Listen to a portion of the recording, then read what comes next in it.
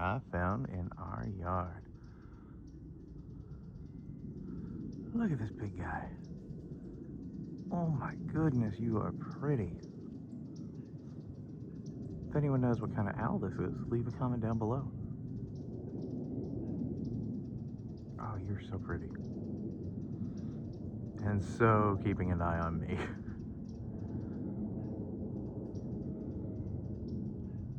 Oops, sorry. Some squirrel spooked it off. Oh, you're so pretty.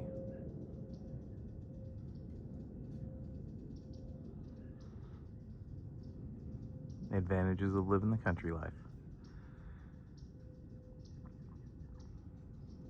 Don't worry, guy. I'm not here to hurt you or anything. I'm here just to admire you.